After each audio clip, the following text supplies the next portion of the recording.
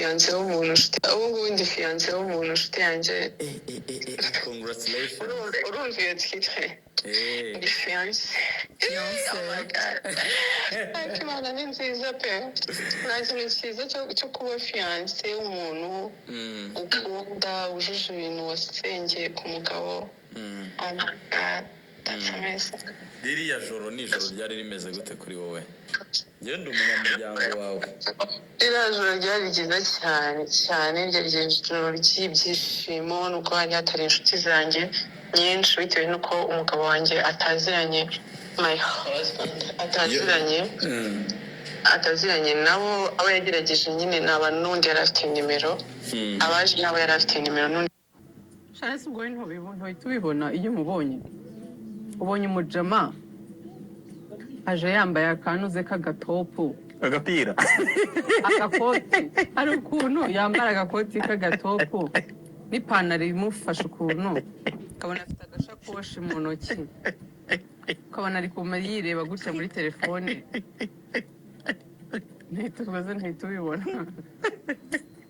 ubibona koko. Ya pantaro kamufashe cyane. None hari amapantaro nsigayemo n'amapara akagufata hano yagera hasi agahita arekura.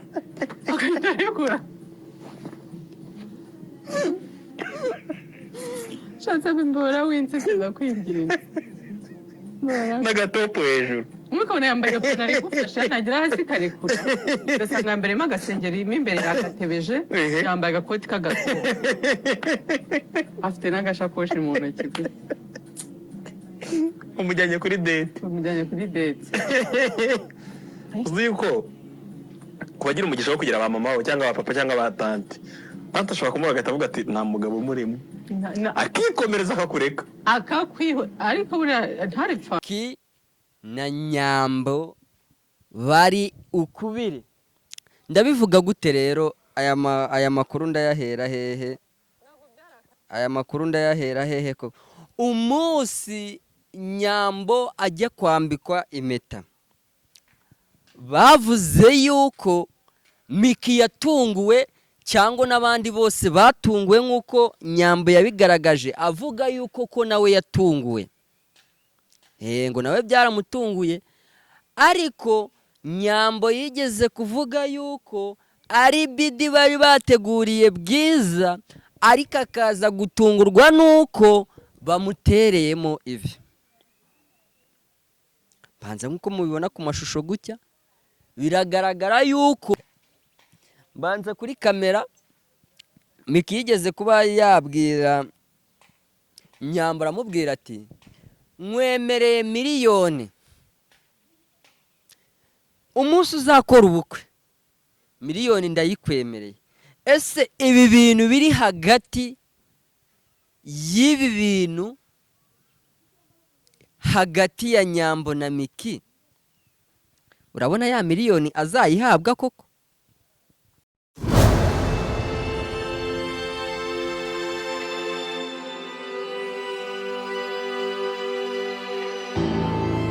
Dukurikira gatanu ku kandi ukurikira ibikorwa byacu bya buri munsi, nuko biri kuvugwa yuko Miki na Nyambo bari ukubiri. Ndabivuga gute rero? Aya makuru ndayahera hehe? Ko umunsi Nyambo ajya kwambikwa impeta, bavuze yuko Miki yatunguwe cyangwa n'abandi bose batunguwe nk'uko Nyambo yabigaragaje, avuga yuko ko nawe yatunguwe. Ngo nawe byaramutunguye, ariko Nyambo yigeze kuvuga yuko ari bidi bari bateguriye bwiza, ariko akaza gutungurwa nuko bamutereyemo ivi. Banza nk'uko mubibona ku mashusho gutya, biragaragara yuko ibintu byari byateguwe binazwi neza. Icyatumye ashwana na Miki nuko Miki ari impande zose, yaba ari kuri Titi Brown, yaba ari kuri Nyambo. Bivuze yuko impamvu atatumiye Miki ngo nuko nibura yari yabibwiyeho Titi Brown. tukibaza ngo ese wa muntu wemereye miliyoni Nyambo ku munsi w'ubukwe miliyoni koko azayihabwa? Mbanza kuri kamera Miki yigeze kuba yabwira Nyambo, aramubwira ati nkwemereye miliyoni umunsi uzakora ubukwe, miliyoni ndayikwemereye. Ese ibi bintu biri hagati y'ibi bintu hagati ya Nyambo na Miki, urabona ya miliyoni azayihabwa koko? Miki yatangaje yuko impamvu atitabiriye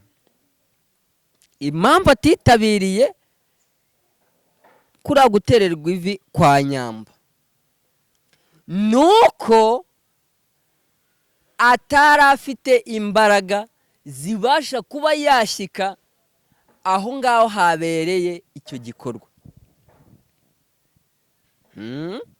Nyambo nanone akongera akagaragaza akavuga ati impamvu ibyo byose byabaye gutererwa ivi nawe ntiyari abizi.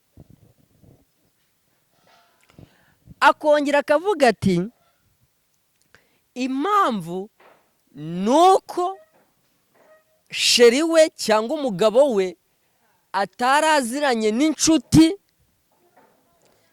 za Nyambo.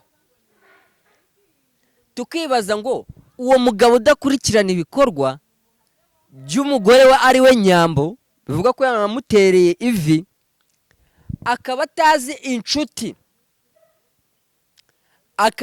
inshuti za Nyambo, ni gute uwo mukobwa azagirwa inama cyangwa mbese azicazwa igihe habaye ikibazo ko bijya bibaho? Uwo mugabo ni we nshuti azajya kuregera Bwiza, dore ko ari we bari bari kumwe mu gutererwa ivi. Ese nimba koko Nyambo atarazi ko aratererwa ivi, ababyeyi babo babimenye gute ko icyo gikorwa kiraba saa 9 bakaba bahari? Tuvuge ko Nyambo ibyo nabyo batari kubimenya. Tukongera tukibaza nti ese koko nimba Nyambo atarabizi, ikanzu yagiye kuyikoresha atarazi ko bataramuterera ivi, yapfuye kwambara gusa bimuzamo. Icyo ni ikibazo. Nyambo yaravuga ati ibyo yakorewe ntiyari abizi, ariko atumira umubyeyi we. None dushatse kuvuga ko umugabo we ariwe watumiye inshuti zaho hafi, ajya gutumira n'umuryango wa Nyambo. Ako kantu kumve neza. Ikindi ndi kwibaza, mu bushuti tutabonanye na Bwiza igihe kinini, tuzi ko Nyambo yabanye na Aisha, ba Miki, mbese bano bantu bose bakorana amafilime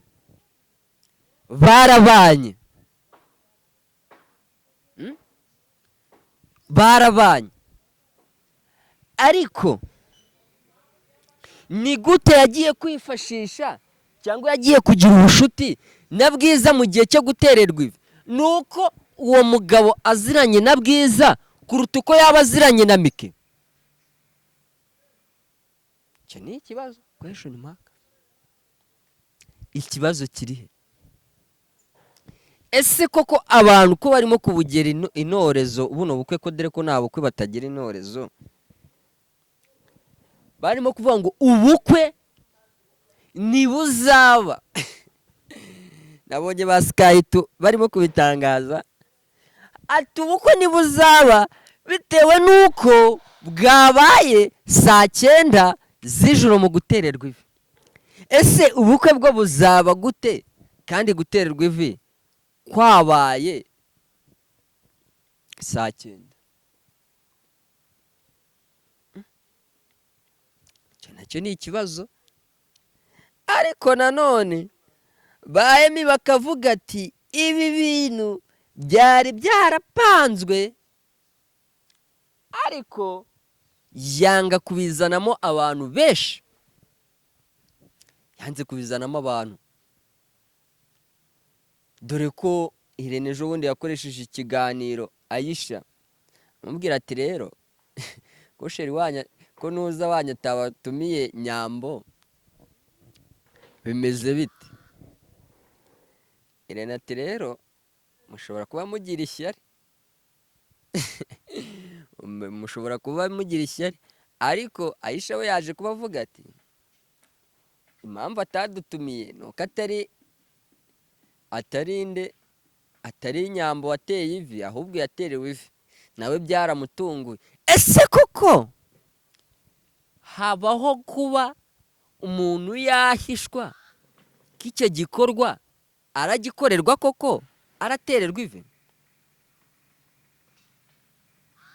Tukongera tukibaza, ese ibi bintu koko nimba Nyambo atarabizi, ni wa muntu ubyuka mu gitondo agahita avuga ati iki kintu iki n'iki ngiki ndakijyamo? Ariko Nyambo koko muhungu wacu uramwanze Titi Brown, uramwanze kweri? Nyambo rero urugo ruhire, urugo rwiza. Ariko breaking news nuko Nyambo afite ubukwe kuwa 6. Nyambo afite ubukwe kuwa 6 nkuko yabitangaje. Ahubwo ndibaza ubukwe Titi Brown azabutaha, ubukwe Mika azabutaha, ubukwe Bayisha bazabutaha, cyangwa ni Plaque? Dore ko na bamwe bavuze ngo ubukwe ntago bazabutaha. Kubera iki? Byakozwe rwihishwa. Titi Brown nanone akagaruka akavuga ati njyewe Katari hari udufoto twajyaga tubona turi gucicikana, abantu bagezweho nk'ubu tukavuga ati iyi ni AI, bakatujijisha bagashyiramo na Rocky, bakatujijisha bagashyiramo Nsabi, ukumbi koko ya mafoto yari ayanyayo. Niwitegereza neza amafoto yigeze gusohoka, ari amafoto yasohotse koko bari muri Katari bameze nk'aho bari gukina filimi, ukumbi Nyambo yari yiturije ashaka kugira ute gukatira nde Titi Brown. Tukibaza, ese Nyambo weho utandukanye na Titi Brown kavuga ati reka niyemeze njye gukora ubukwe, kanjye gukorana ubukwe nande n'umugabo wawe tutazi n'amazina ye, umuntu tutanaze muri industry nyarwanda tutazi n'iki, uraje ngakubereye umugabo nimwigeze mukundana, uwo mwakundanye arahari, ari aho ngaho. Nyambo ibyo ntabwo ari sawa, ibyo ntabwo ari neza. Umuhungu wacu ubu uramubabaje. Ariko Titi Brown nawe wigeze gutangaza yuko kuba watandukana na Nyambo ngo abigizemo uruhare cyangwa ni wowe wabiteye. ntabwo numva ko ari impamvu y'uko wakababaye kubera ko ibyo bintu byose wabigizemo iki uruhare. None se muhungu wanjye, inshuti yanjye, koko nimba Nyambo koko mwaratandukanye nawe warabigizemo uruhare, iyo si impamvu wakambwiye ngo ni ikibazo. Kuko urebye impande n'impande, ukareba Titi Brown, ukareba Miki, ubona ari abantu babanye neza. Ariko Titi Brown ntukwiye guheranwa n'agahinda, ahubwo hano mu gihugu harimo abandi bakobwa beza. Icyo nakubwira ngo va wikita ku byahise, ahubwo reba future yawe y'ahazaza. Urebe ngo imbere yanjye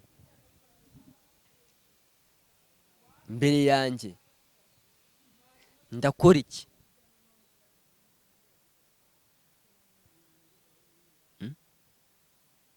Imbere yanjye ndakora iki?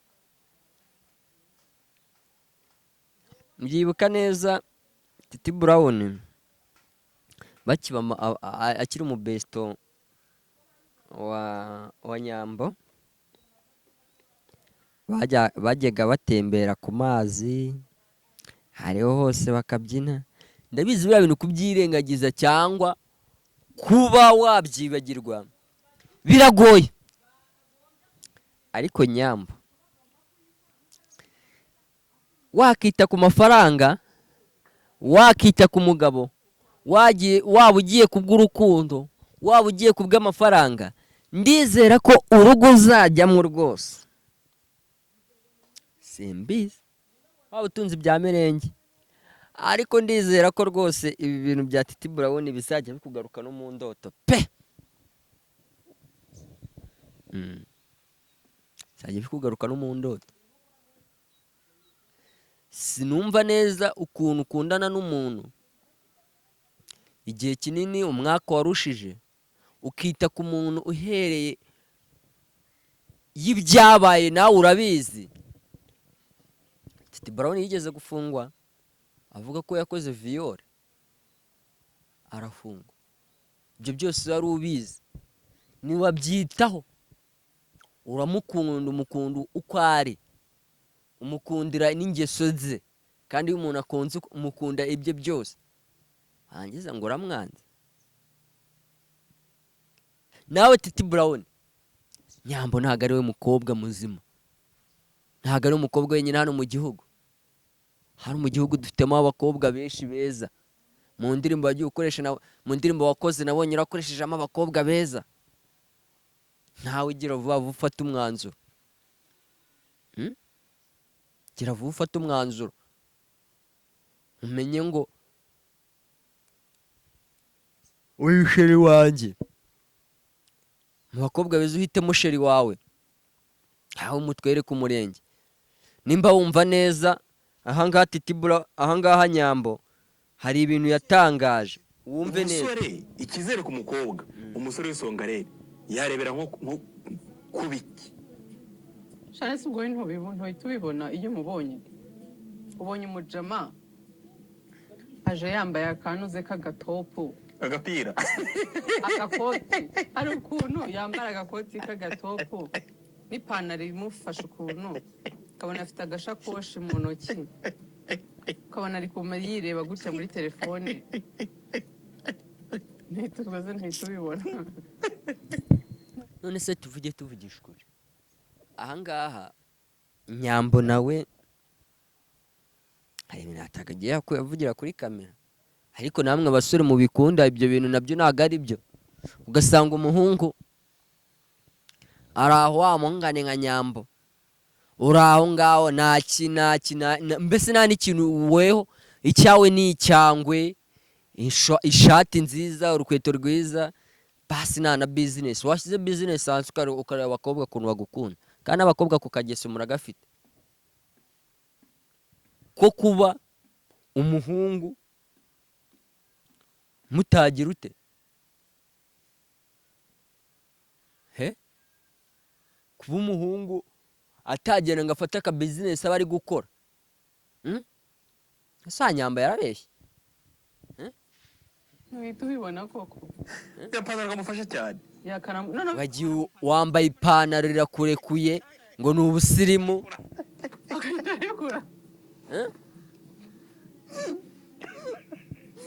shatse bimbora winseseza mujye mureka abasore bafite gahunda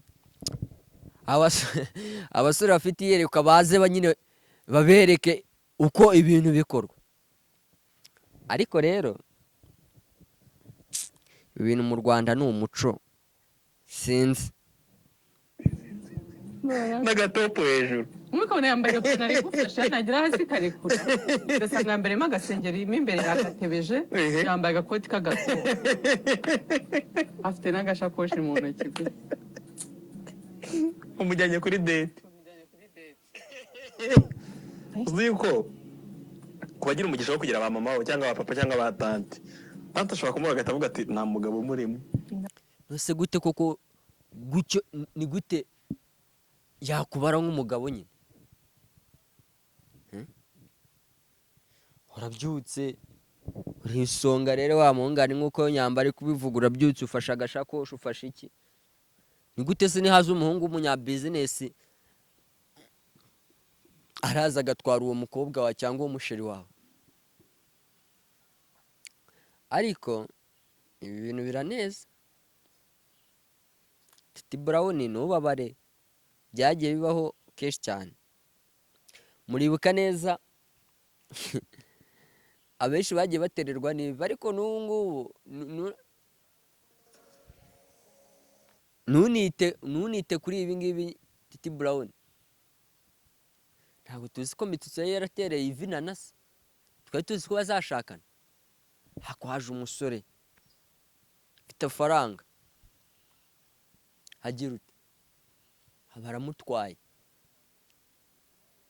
icyo ni icya mbere Miki twari tuzi ko azashakana na Regis cyagenze ute se ntiyamutwaye ba Vestine abandi bose ntibagiye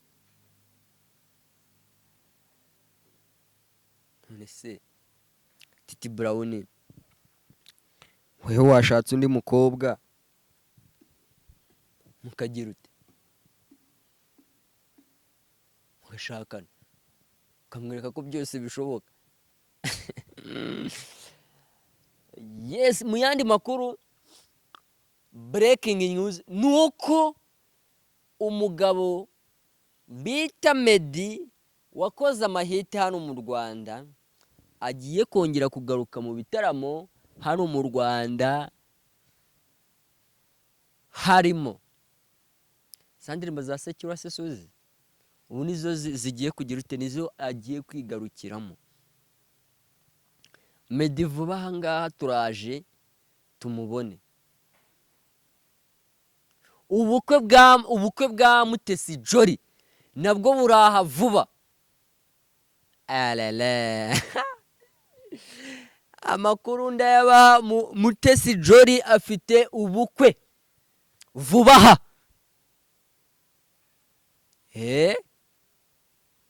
Mutesi Jolly afite ubukwe vuba aha Bruce Melody aje gutera uwitwa Meddy agiye kugaruka yigarukiye noneho mu bitaramo bye yagiye akora hano mu Rwanda